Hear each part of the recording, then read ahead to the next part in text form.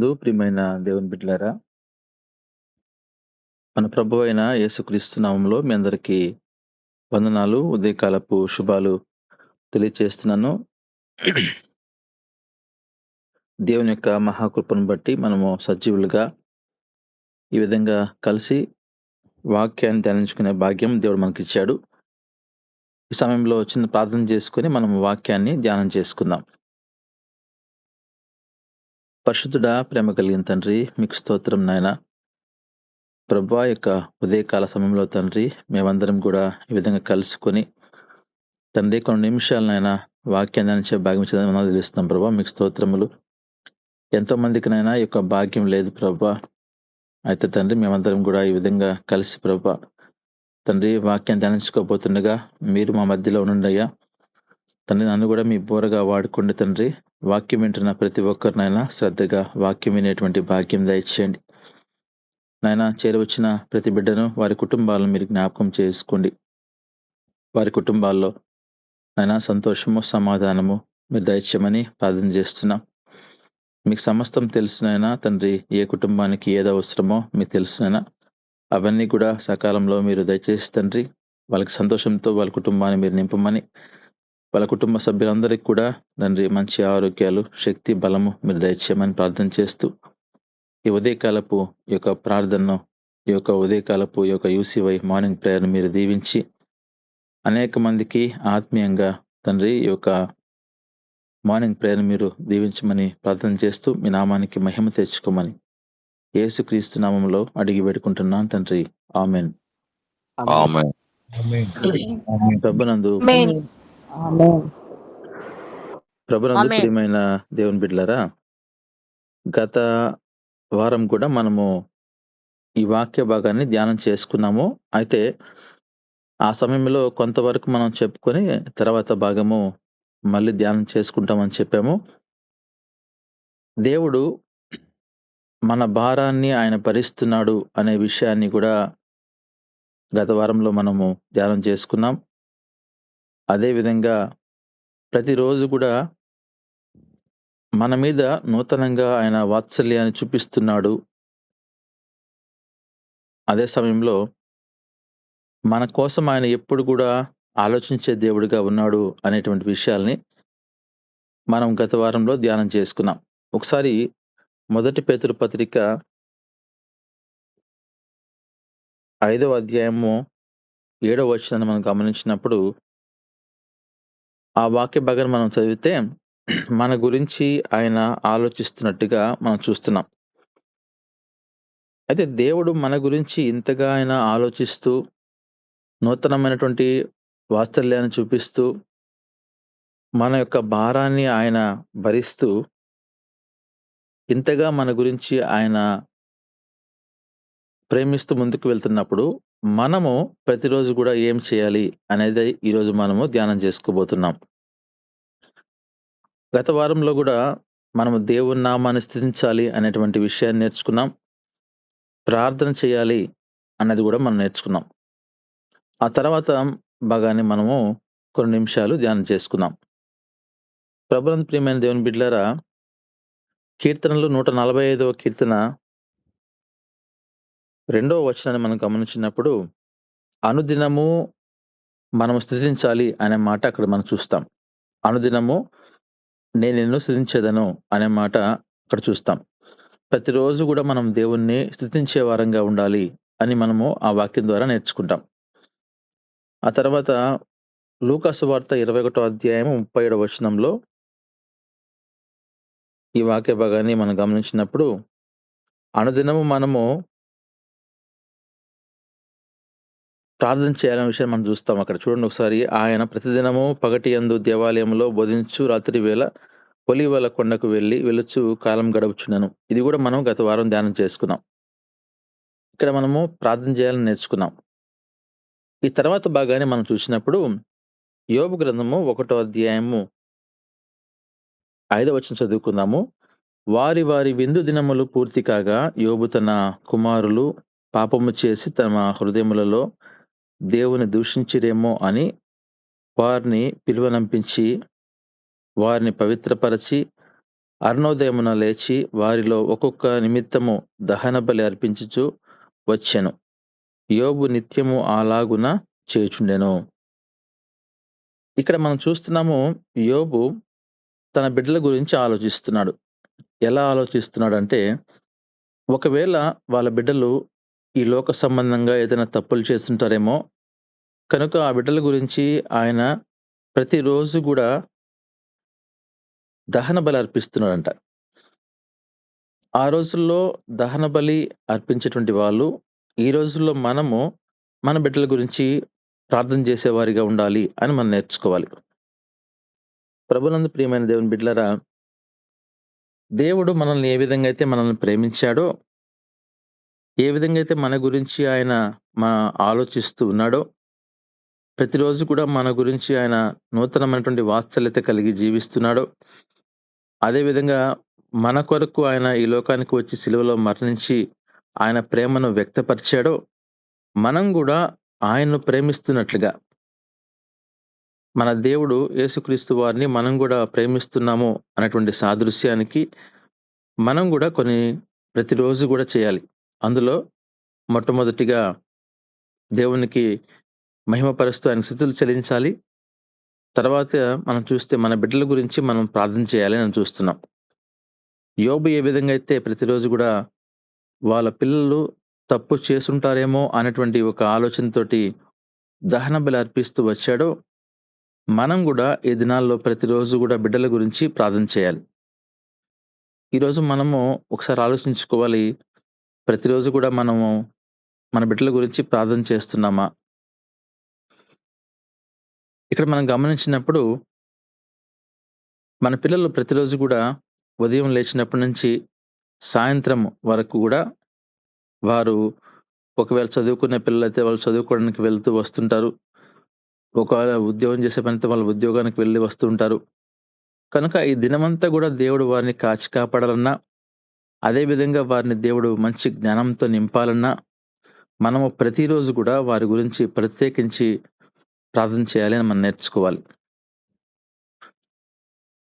మనము మన యొక్క పూర్వీకులని గమనిస్తే, ఒకామె సుసాన్ వెస్లీ అని ఒకామె ఉండేది. ఆమెకు దాదాపుగా 7 మంది సంతానం అని జెప్పి వింటూ ఉన్నాం. వాళ్ళ గురించి ప్రతిరోజు గూడా ఉదయము ఒక 2 గంటలు స్పెండ్ చేసి, ఆ 7 మంది గురించి మోకాళ్ళొంగి ప్రార్థన చేసేదట. ఎప్పుడైతే ఆ విధంగా ఆమె ప్రార్థన చేస్తూ ఉందో, వాళ్ళలో ఒక ఇద్దరు ఒక మంచి మిషనరీస్‌గా వారు తయారయ్యారు. కనుక వారిని మనం గమనించినప్పుడు, ఎందుకని వాళ్ళు ఆ విధంగా ఒక మిషనరీగా తయారయ్యారంటే, కేవలము తల్లి యొక్క ప్రార్థన. ఈరోజు మనం గూడా నేర్చుకోవాల్సింది, మన పిల్లల్ని మనం గమనిస్తూ, వారు ఏ విధంగా వారి యొక్క దినచర్య గడుపుతున్నారు, అదే విధంగా వారి గురించి, వారి ప్రవర్తన గురించి మనము దేవునికి అప్పగించాలి అనేది మనం నేర్చుకోవాలి. ఎప్పుడైతే మన బిడ్డల్ని మనము గమనించకుండా, మన బిడ్డల్ని మనం పట్టించుకోకుండా, వారి గురించి, వారి ప్రవర్తన గురించి మనం దేవుడికి అప్పగించకుండా ఉన్నట్లయితే, ఒకవేళ ఒకవేళ వాళ్ళు దారి తప్పిపోయే అవకాశం ఉందని మీకు తెలియజేస్తా ఉన్నాను. అందుకోసమే ఈ వాక్య భాగాన్ని గమనించినప్పుడు, తన కుమారులు పాపము చేసి తమ హృదయములలో దేవుని దూషించిరేమో అంటే అక్కడ ఒక క్వెషన్ మార్క్. దూషించారు అని అనడం లేదు. దూషించిరేమో అంటే ఒకవేళ చేసుంటారేమో, ఒకవేళ దేవుని వాళ్ళేమన్నా దూషించి లేపోతే దేవునికి వ్యతిరేకమైనవి చేసుంటారేమో అనేటువంటి ఒక మంచి ఆలోచనతోటి మరి యోబు గారు ప్రతిరోజు గూడా దహన బలి అర్పించేవాడు. కనుక మనం గూడా ఉదయకాలం లేచిన వెంటనే దేవునికి స్తుతులు చెల్లిస్తూ, అదే విధంగా దేవుని వాక్యాన్ని మనము చదువుకుంటూ, ప్రార్థన జేసుకుంటూ, ఆ ప్రార్థన గూడా పిల్లల నిమిత్తము మనము ప్రార్థన చేసే వారంగా, దేవుడిని వేడుకునే వారిగా ఉండాలి. ఏదైనా పిల్లలకి జరిగిన తర్వాత మనం బాధపడడం కంటే గూడా, ప్రతిరోజు గూడా ఆయనకు మనము వారిని అప్పగించే వారిగా ఉండాలని నేను మీకు తెలియజేస్తా ఉన్నాను. ఈ రోజుల్లో ఉన్న పరిస్థితులను గమనించినప్పుడు భయంకరమైన పరిస్థితుల్లో మనము వెళ్తూ ఉన్నాం. కనుక ఎక్కువగా మనం చూసినప్పుడు ఈ సోషల్ మీడియా వల్ల ఎన్నో ఇబ్బందులు గూడా మనం ఎదుర్కొంటూ ఉన్నాం. పిల్లలు గూడా సెల్ ఫోన్‌కి అడిక్ట్ అయిపోయేసి వారు ఆ సెల్ ఫోన్‌లోనే ఎక్కువగా గడిపేటువంటి పిల్లలుగా కొంతమంది ఉంటున్నారని నేను మీకు తెలియజేస్తా ఉన్నాను. కనుక ఈ లోక సంబంధంగా వారు వెళ్ళిపోకుండా ఉండాలంటే మనము ప్రతిదినం గూడా వారిని దేవునికి అప్పగించాలి అని నేను మీకు తెలియజేస్తా ఉన్నాను. ఇది దేవుని వాక్యం మనకు ఆ విధంగా బోధిస్తుంది. ప్రతిరోజు గూడా మనము దేవునికి ప్రార్థన చేయాలి అని ఒక మార్గదర్శిగా మనకు యోబుని చూస్తా ఉన్నాం. అయితే మరి వాళ్ళ పిల్లలు తప్పు చేసేవాళ్ళా అంటే కాదు. తప్పు చేసుంటారేమో, లేకపోతే దేవునికి వ్యతిరేకంగా వాళ్ళు జీవిస్తున్నారేమో అనేటువంటి ఒక క్వెషన్ మార్క్‌తో కూడా దేవుడు మరి యోబు వారిని ప్రేమిస్తా ఉన్నాడు. తర్వాత చూడండి కీర్తనలో 34 కీర్తన ఒకటో వచనం చదువుకుందాం. నేనెల్లప్పుడూ యెహోవాను సన్నుతించెదను. నిత్యము ఆయన కీర్తి నా నోట ఉండును. ఇది గూడా మనము అనుదినం చేయాలి. మనము దేవుణ్ణి సన్నుతించాలి. ప్రతిరోజు గూడా మన నోట ఆయన కీర్తనలు రావాలి. ఎందుకని అనే విషయాన్ని గమనించినప్పుడు ప్రతిరోజు గూడా మనము ఆయన జ్ఞాపకం జేసుకుంటూ ఎప్పుడు గూడా ఆయన యొక్క స్తుతి పాటలు మనం పాడుకుంటూ మనం ముందుకు వెళ్ళాలి. దేవుణ్ణి మనం ప్రేమిస్తున్నాం అనడానికి ఇవన్నీ గూడా సాదృశ్యం. మన నోటిలో నిద్ర లేచిన వెంటనే మన నోటితోటి ఈ లోక సంబంధమైన మాటలు మాట్లాడడం కంటే కూడా ఉదయకాలం లేచిన వెంటనే ప్రార్థన చేసుకోవడం, దేవుని యొక్క వాక్యాన్ని చదువుకోవడం, మన బిడ్డల గురించి దేవునికి విజ్ఞాపన చేయడం, ప్రతిరోజు కూడా మనము స్తుతులు చెల్లిస్తున్నట్లయితే దేవుడు మన కుటుంబాలను దీవిస్తాడు. ఈరోజు మనము దేవుణ్ణి మహింపరచడం నోటితోటి మనము ఈ లోక సంబంధమైన విషయాలు మాట్లాడుకుంటూ, దేవునికి వ్యతిరేకమైన మాటలు మాట్లాడుకుంటూ జీవించినట్లయితే, అది దేవునికి ప్రీతికరంగా ఉండదనే విషయాన్ని గూడా మనము తెలుసుకోవాలి. అందుకోసమే ఇక్కడ రాస్తూ కీర్తన అంటున్నాడు కీర్తనకారుడు, నేనెల్లప్పుడూ ప్రతిరోజు గూడా నేను దేవుని సన్నుతిస్తాను. నిత్యం గూడా నా నోటి నుంచి ఆయన కీర్తనలొస్తాయి అనే మాట ఇక్కడ మనం చూస్తున్నాం. మనం ఎప్పుడైతే ఈ వాక్య భాగాన్ని చదువుతామో, మనం గూడా ప్రతిరోజు దేవుణ్ణి కీర్తించే వారిగా ఉండాలి. దేవుణ్ణి ఘనపరిచే వారిగా ఉండాలి అని మనం తెలుసుకోవాలి. ప్రభునందు ప్రియమైన దేవుని బిడ్డలారా, దేవుని మనము స్తుతించడము, దేవుణ్ణి కీర్తించడము చాలా ఇష్టం ఆయనకి. ఆయన ఎప్పుడు గూడా ఎల్లప్పుడూ ఆయన చుట్టూ మరి దూతలు ఉండి ఆయన్ని ఘనపరుస్తూ ఉంటారు. ఆయన మహింపరుస్తూ ఉంటారు. ఆయన స్తుతులు చెల్లిస్తూ ఉంటారు. కెరూబుల మధ్య ఆయన ఆసీనుడై ఉన్నాడు. ఎప్పుడు వారు ఆయన మహింపరుస్తూ ఉంటారు. ఆయనకి స్తుతులు చెల్లడం చాలా ఇష్టం. ఈరోజు మనం గూడా మన జీవిత ప్రయాణంలో మనం ఎన్నో మేళ్ళు పొందుకుంటూ ఉంటాం. ఈరోజు మనము ఒక్కరోజు గడిచింది అంటే కేవలం దేవుని కృప అని మనం గ్రహించాలి. ఎందుకంటే ఉదయం వెళ్ళిన వాళ్ళు సాయంత్రం వస్తారని గ్యారంటీ లేదు. అదే సమయంలో కొంతమంది రావడం లేదు. మనం చూస్తున్నాం. ఇప్పుడున్న పరిస్థితులు మనం గమనిస్తే ఒక్క రోజులో గూడా పూర్తిగా తారుమారైపోతున్నట్టుగా మనం చూస్తున్నాం. అటువంటి భయంకరమైనటువంటి రోజుల్లో సాతానుడు పరిపాలించే రోజుల్లో మనం ఉన్నాం. అయితే మనము అవన్నీ జయించాలంటే దేవుడు మనకు జీవాన్నిచ్చి మనల్ని బ్రతికించి ఉండాలంటే మనము దేవుణ్ణి కీర్తించే వరంగా, స్తుతించే వారంగా ఎల్లప్పుడు గూడా ఆయన మనకిచ్చినటువంటి నోటితోటి ఆయన మహింపరిచే వారిగా ఉండాలని నేను మీకు తెలియజేస్తా ఉన్నాను. తర్వాత చూడండి, ఫిలిప్పీ పత్రిక 4 అధ్యాయము 4 వచనం. ఎల్లప్పుడూ ప్రభునందు ఆనందించుడి. మరలా చెప్దును, ఆనందించుడి. మీ సహనమును సకల జనులకు తెలియజేయుడి. ఇక్కడ ఈ వాక్య భాగాన్ని గమనించినప్పుడు మనం ఎల్లప్పుడు గూడా దేవుని యందు ఆనందించే వారిగా ఉండాలి. ఈరోజు మనము దేవుని బట్టి మనం ఆనందిస్తున్నామా? ఎలా మనం ఆనందించాలి? దేవునికి కొంత సమయాన్ని వెచ్చించే విధంగా మనం ఆనందించాలి. మనము మన కుటుంబ జీవితాన్ని ఒకసారి మనం ఆలోచిస్తే, చాలా కష్టంగా దేవుని కొరకు కొంత సమయాన్ని ఇస్తాం. అది కుటుంబ ప్రార్థన గావచ్చు, లేకపోతే మన యొక్క వ్యక్తిగత ప్రార్థన గావచ్చు. మనము సంతోషంతోటి ప్రతిరోజు గూడా ఒక సమయాన్ని ఏర్పాటు చేసుకున్నటువంటి పరిస్థితుల్లో ఈ రోజుల్లో లేము. ఒకవేళ ఉన్నప్పటికి గూడా చాలా తక్కువ కుటుంబాలున్నాయి.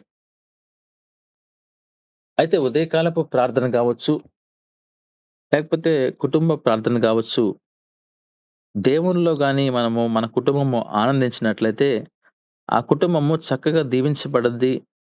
ఒకరోజు దాని ప్రతిఫలాన్ని మనం చూస్తాం.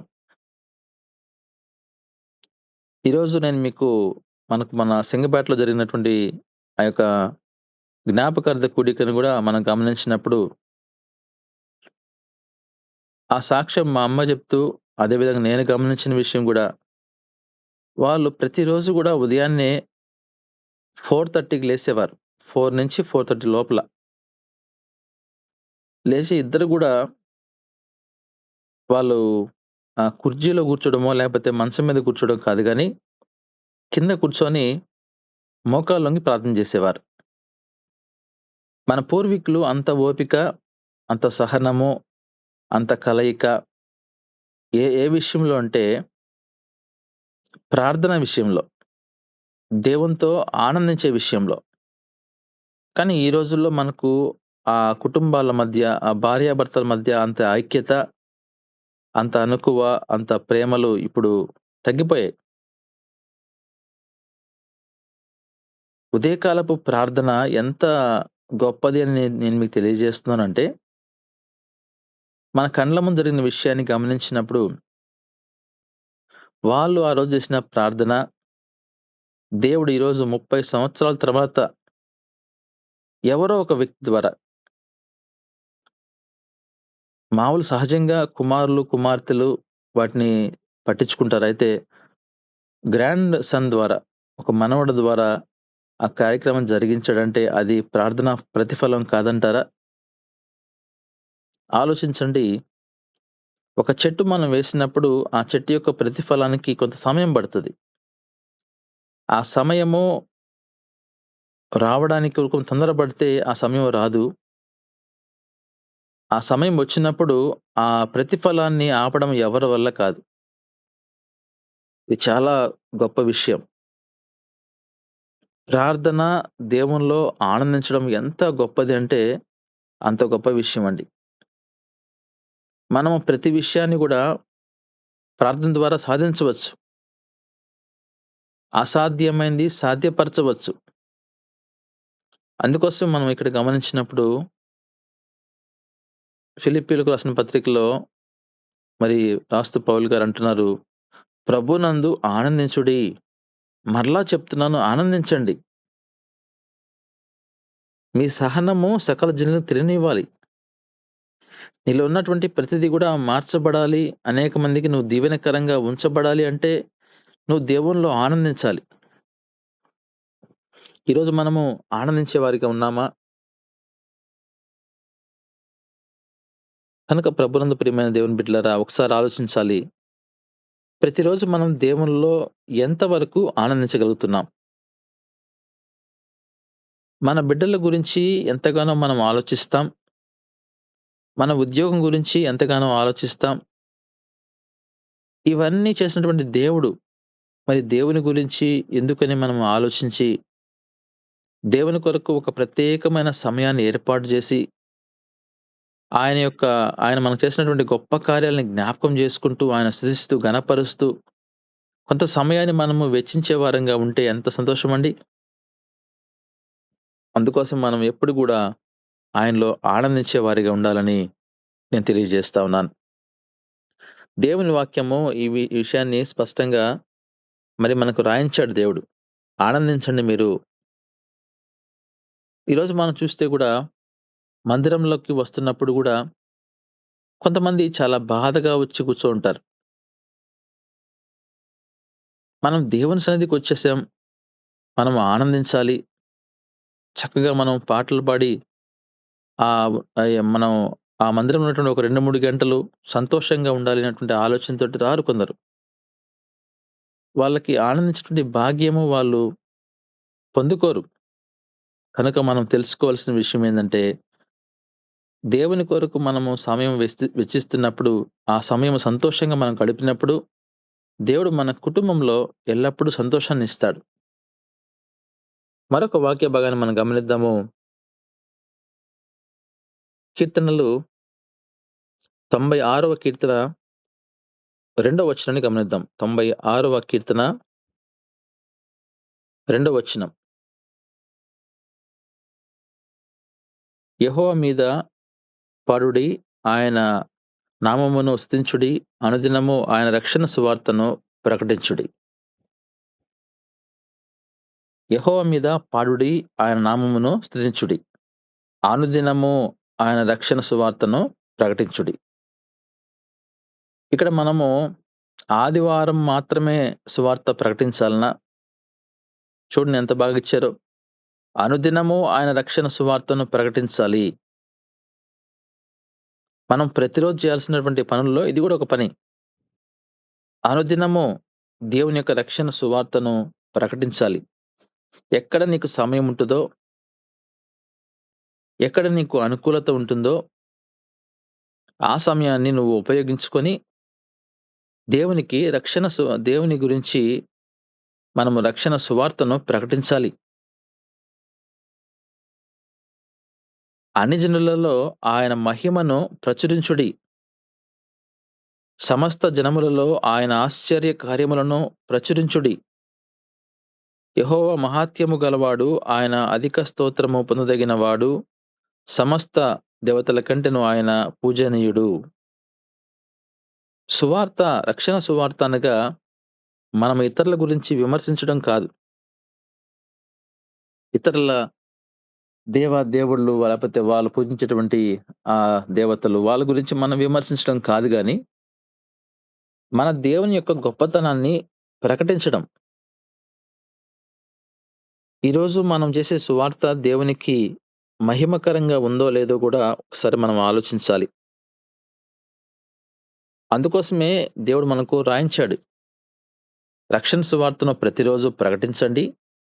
ఆ రక్షణ సువార్త ఎలా ఉండాలి అనే విషయాన్ని గూడా తెలియజేస్తున్నాడు. దేవుని నామాన్ని మనము ప్రచురించాలి. ఆయన ఆశ్చర్య కార్యాలు ఈ లోకంలో ఉన్నప్పుడు ఆయన ఏ విధంగా అద్భుత కార్యాలు, ఆశ్చర్య కార్యాలు చేశాడో, ఆ ఆశ్చర్య కార్యాలను ఇతరులకు వివరించాలి. ఇతరులు అవి విన్నప్పుడు, ఓహో! మీ దేవుడు ఇంత గొప్ప దేవుడా? చనిపోయిన లాజర్‌నే బ్రతికించాడా? కుంటి వాళ్ళకి ఆయన కాళ్ళనిచ్చాడా? నడుము వంగిపోయిన స్త్రీని ఆయన లేచి నిల్చోబెట్టాడా? మరి కుష్ఠరోగుల్ని ఆయన బాగు చేశాడా? రక్తస్రావం కలిగినటువంటి స్త్రీని రక్తస్రావంని ఆపివేశాడా? అని మనము ఆయన ఆశ్చర్యకార్యాలు మనము ప్రచురిస్తున్నప్పుడు, అవి వారు విన్నప్పుడు, వారు గూడా ముందుకొచ్చి దేవుడిని నమ్ముకుంటారు. ఆయన మహత్ కార్యములను మనము ప్రచురించాలి. ఆయన గురించి గొప్పగా ఆయన మహత్యము గల దేవుడు.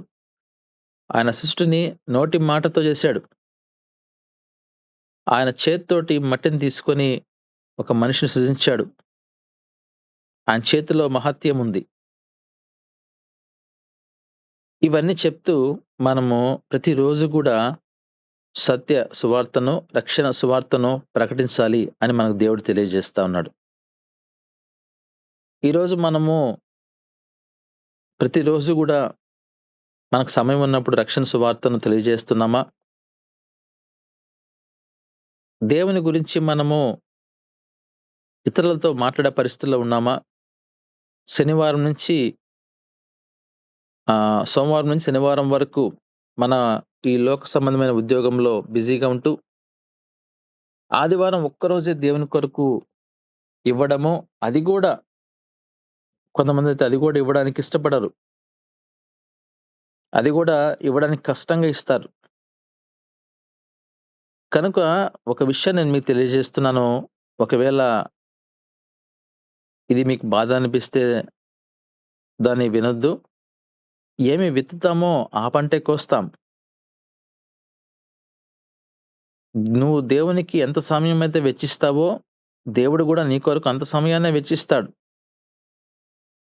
ఎందుకని ఈ మాటంటున్నానంటే, దేవుడు మనము ప్రేమించాలి అని ఆయన కోరుకోకుండానే, ఆయనే స్వయాన మొట్టమొదటిగా మనకంటే ముందుగా ఆయన ఈ లోకానికి వచ్చాడు. ఆయన ప్రేమను వ్యక్తపరిచాడు.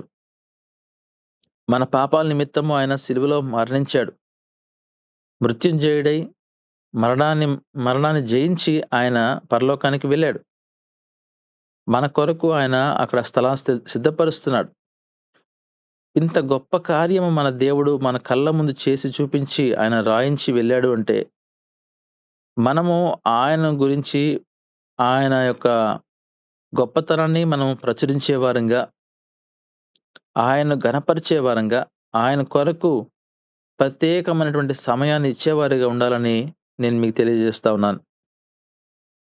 కనుక ప్రభునందు ప్రియమైన దేవుని బిడ్డలారా, ప్రతిరోజు గూడా నీకు ఎక్కడ సమయం దొరికితే అక్కడ దేవుని యొక్క రక్షణ సువార్తను ప్రచురించేవారిగా ఉండాలి. మనం ఈ రోజున అందరూ గూడా పంటలు కోస్తా ఉన్నారు. కనుక వారు ఎంతో కష్టపడి ఆ యొక్క నాట్లు వేసిన తర్వాత అవి జాగ్రత్తగా ఈ 3 నెలలు ప్రతిరోజు వెళ్లి ఆ పంటను చూస్తారు. మనం వద్దన్నా గూడా వాళ్ళు వెళ్తారు.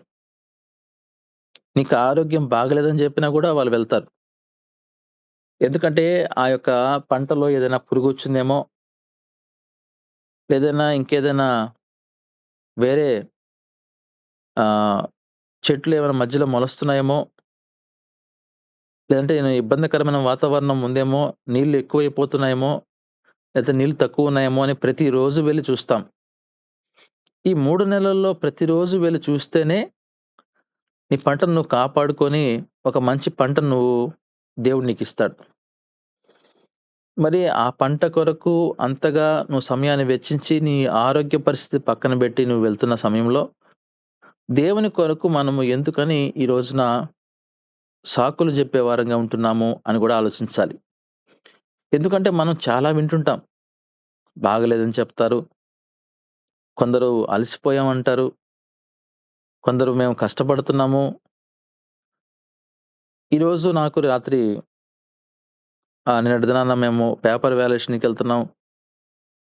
కొంత అలసటుంటది. ఆహ్, ఉదయాన్నే మెలుకువ రాలేదు. అయినప్పటికీ మనము లేసి మళ్ళీ దేవుని వాక్యాన్ని ధ్యానించే భాగ్యం ఆయనిచ్చాడు. కనుక మనము మన జీవిత ప్రయాణంలో మన సృష్టికర్త కొరకు, మన పరలోకపు తండ్రి కొరకు, మనందరి కొరకు రక్తం కార్చినటువంటి మన దేవుని కొరకు, మనము ఏదో ఒకటి చేయాలి అనే ఆలోచన కలిగి మనం బ్రతకాలి.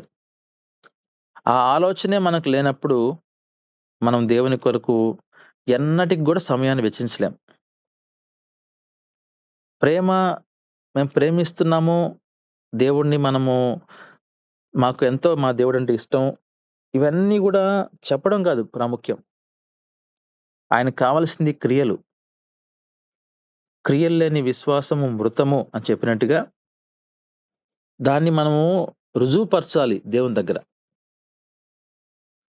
రక్షణ సువార్తను ప్రతిరోజు ప్రకటించాలి. అనుదినము ఆయనకు ప్రార్థన చేయాలి. మన పిల్లల నిమిత్తము ఆయన ముందు ప్రతిరోజు మోకాళ్ళొంగి కన్నీటి ప్రార్థన చేయాలి. మన కుటుంబ పరిస్థితుల్లో ఒకవేళ భర్త, భార్య ఎవరు మారకపోయినా, వాళ్ళ మారు మనసు నిమిత్తం మనము దేవుని ముందు గోజారాలి. ఈ అనుదినము చేయాల్సిన విషయాలు ఇవన్నీ గూడా. ఎందుకు మనం చేయాలనడానికి నేను మీకు గత వారంలో తెలియజేశాను. ఆయన మన భారాలు ఆయన భరించాడు అని చెప్తున్నాను. ఆయన మన గురించి ఆలోచిస్తున్నాడు. ఇంత ఇంతగా మన గురించి ఆయన పట్టించుకుంటున్నప్పుడు, మనం గూడా ఆయనకు దగ్గరవ్వాలి. తర్వాత చూడండి ఒక మాట చదివి నేను ముగిస్తాను. లూకా సువార్త 9వ అధ్యాయము 23వ వచనాన్ని మనం గమనించినప్పుడు, మరియు ఆయన అందరితో ఇట్లనెను, ఎవడైనా నన్ను వెంబడింపగోరిన యెడల తన్ను తాను ఉపేక్షించుకొని, ప్రతిదినము తన సిలువను ఎత్తుకొని నన్ను వెంబడింపవలెను. ఇక్కడ ప్రతిదినమనుందా? లేకపోతే ఆదివారమనుందా? వాక్య భాగంలో ఉన్నదే మనం మాట్లాడుకుంటున్నాం. మనల్ని మనం ఉపేక్షించుకోవాలి. నిజంగా నువ్వు దేవుడిని వెంబడించాలి అనే ఆశ నీలో ఉంటే,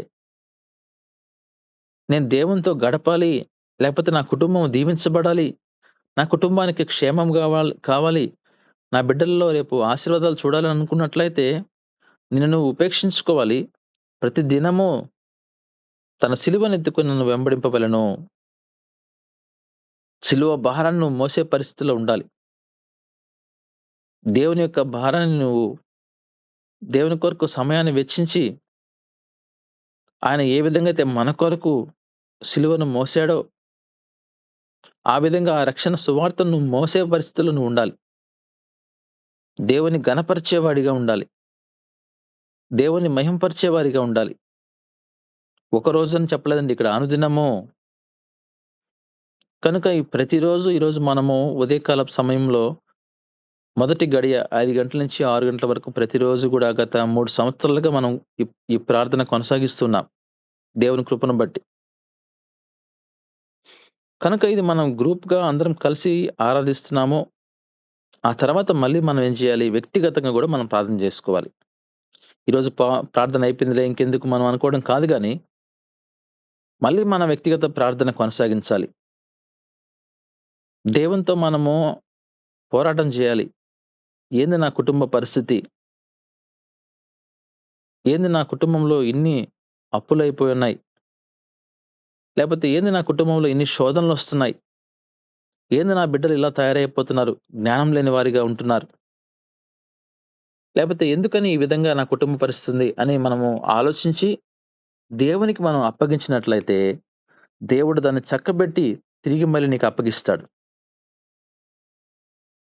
ఇక్కడ ఒక మాట చూడండి, జ్ఞానం గురించి ఉంటుంది. సామెతలు 8:34లో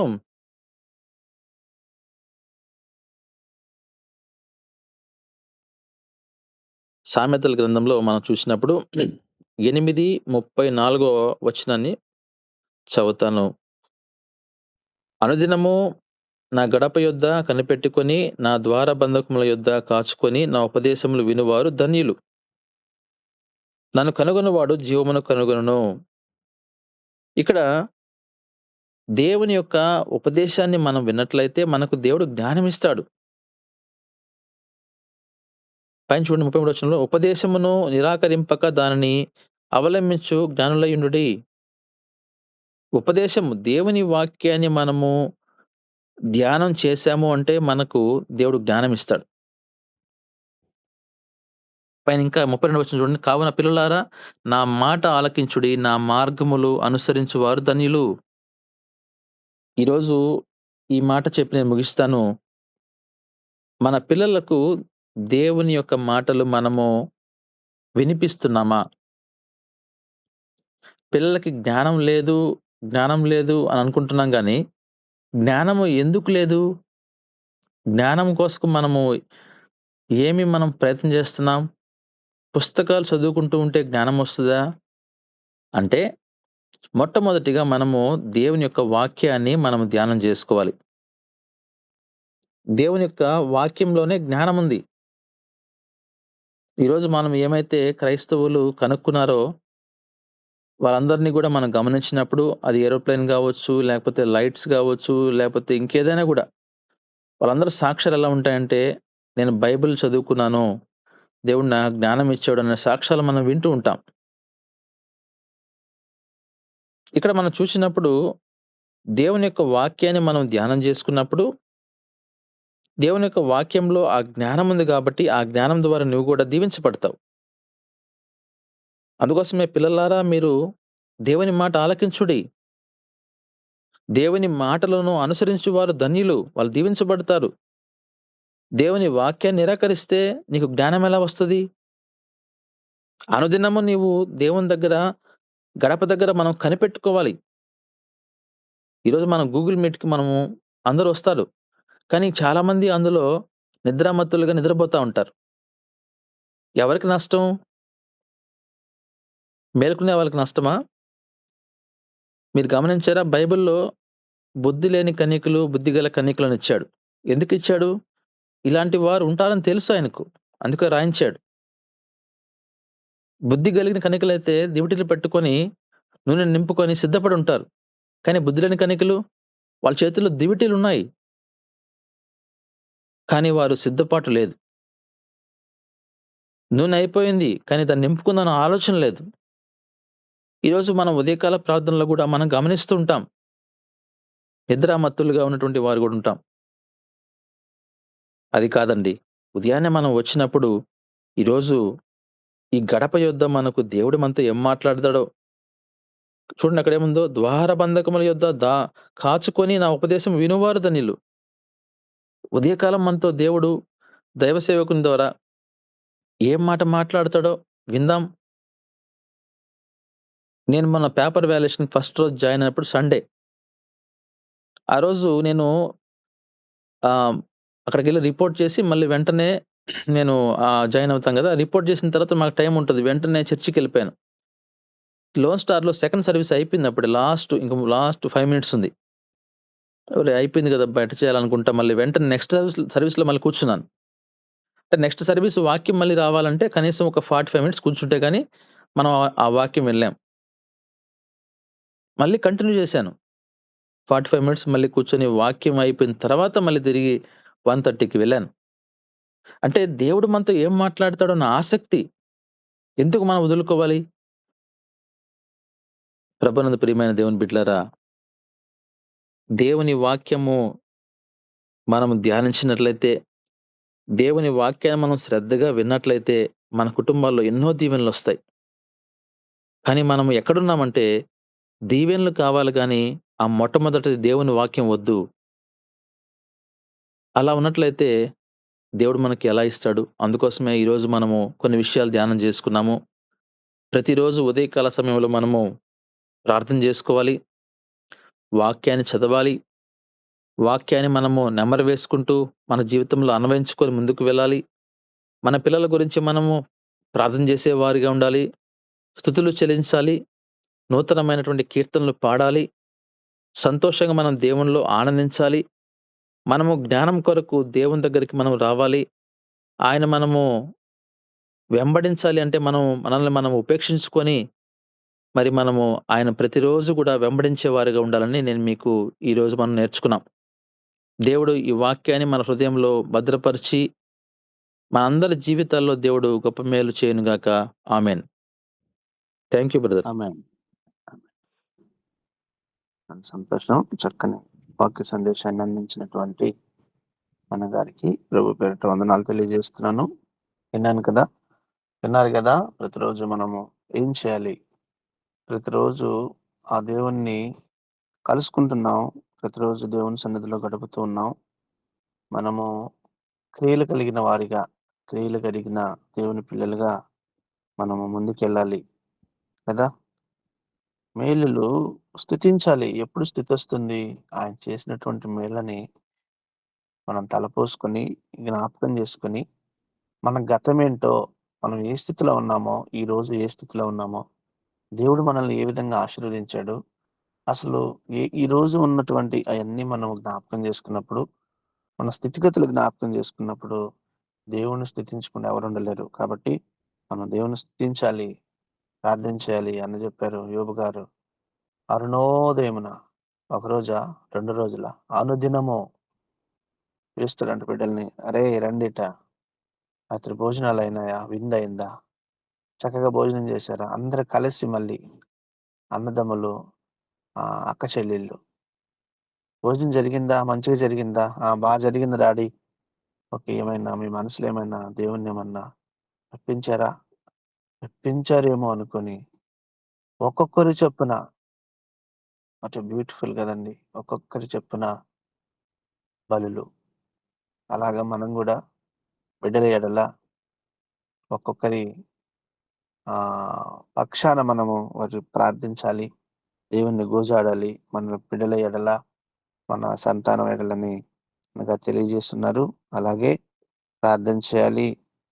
అలాగే పాటలు పాడి దేవుణ్ణి మహింపరచాలి, కనపరచాలి, స్తుతించాలి. నిత్యము ఆయన్ని సన్నతించాలి. చక్కగా ఎల్లప్పుడూ దేవుని యందు ఆనందించాలి. దేవుని సన్నిధికి వచ్చేటప్పుడు మనము ఒక సంతోషము, ఒక తెలియని ఒక ఆనందంతో రావాలి. ఏదో ఆహ్, ఇద్దరు వ్యక్తులు ట్రైన్‌లో ప్రయాణం చేస్తూ ఉన్నారంట. పక్కన ఆమె అడిగిందంట ఇంకొక ఆమెని, "అమ్మా మీరు క్రైస్తవులా?" అని. "అవునమ్మా నేను క్రైస్తవురాలిని. నువ్వెట్ట చెప్పావంటే, మీ క్రైస్తవులు ఎప్పుడూ మొహాలు అలా పెట్టుకుంటారమ్మా" అన్నదంట. ఎందుకు ఈ మాట చెప్తున్నానంటే, మనము ఎనర్జిటిక్ ఉండాలి, సంతోషంగా ఉండాలి. ఏదో కోల్పోయిన వ్యక్తుల్లాగో, లేదా ఏదో సంథింగ్ కొంతమందైతే అసలు మొహాలు చూడలేని స్థితిలో ఉంటూ ఉంటాం. కానీ మన దేవుడు గొప్ప దేవుడు. కాబట్టి అటువంటి దేవుడిని కలిగినప్పుడు మనం ఎప్పుడు సంతోషంగా ఉండాలి. దేవుని సన్నిధికొచ్చినప్పుడు గానీ, బైబిల్ చేతపట్టుకున్నప్పుడు గానీ, మనం ఆనందం, ఆ సంతోషము దేవుడిని ఈరోజు కలుసుకోబోతున్నాను అనేటువంటి ఉత్సాహంతో దేవుని సన్నిధికి రావాలని తెలియజేస్తున్నారు. అలాగే ఏది విత్తుతామో అదే కోస్తాం. ఈ మాట, ఈ గోల్డెన్ వర్డ్స్ ఇది. బైబిల్ గ్రంథంలో గుండెల పైన రాసుకునేటువంటి మాటలివి.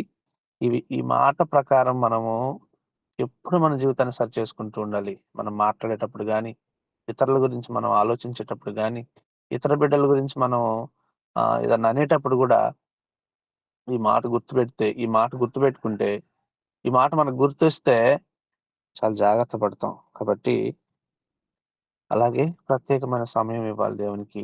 ఒక నిర్దేశమైనటువంటి సమయాన్ని మన 24 గంటల్లో డిజైన్ చేసుకొని, చక్కగా ఒక ఆదివారమే కాకుండా మిగతా సమయాల్లో గూడా దేవుని దగ్గర, దేవుని పాదాల దగ్గర కూర్చున్నప్పుడు ఆయన ఉపదేశము, ఆయన పాదాల దగ్గర కూర్చుంటేనే జ్ఞానాన్నిస్తాడు, తెలివినిస్తాడు అని జెప్పారు.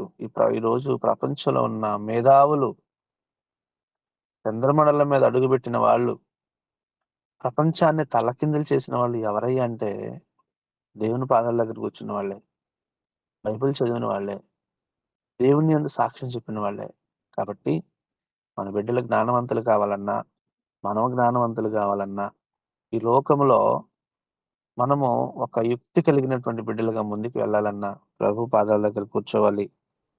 చివరిగా ప్రతిరోజు దేవునితో నడిచే జీవితము ఒక నిజమైన ఆశీర్వాద జీవితం అని మనం జ్ఞాపకం చేసుకొని, ఈ విషయాలన్నీ మనము ప్రతిరోజు ధ్యానించుకుంటూ ముందుకెళ్ళినప్పుడు దేవుడు క్రియలు కలిగినటువంటి బిడ్డలుగా మనం ముందుకెళ్తాం. చక్కటి వాక్య సందేశాన్ని ఇచ్చినటువంటి అన్నగారికి మరొకసారి వందనాలు తెలియజేస్తున్నాను. ప్రైజ్ లార్డ్ అన్న. మనము బ్రదర్. ముందుకెళ్దాం. వందనాలన్న. మన మధ్యలో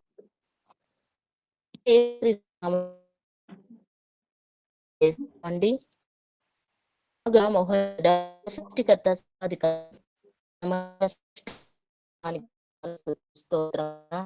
ఉదయకాల సమయంలో నాయన ఆది నుండి అంత మర్యాదగా అయా మీ మెల్లని స్వరముతో గలముతో నాయన మీ బిడ్డ ద్వారా దైవజనుల ద్వారా మాకు అనేకమైన వాక్య పరిచర్యలు నాయన దేవ వాక్కులు నాయన మన్నా వలె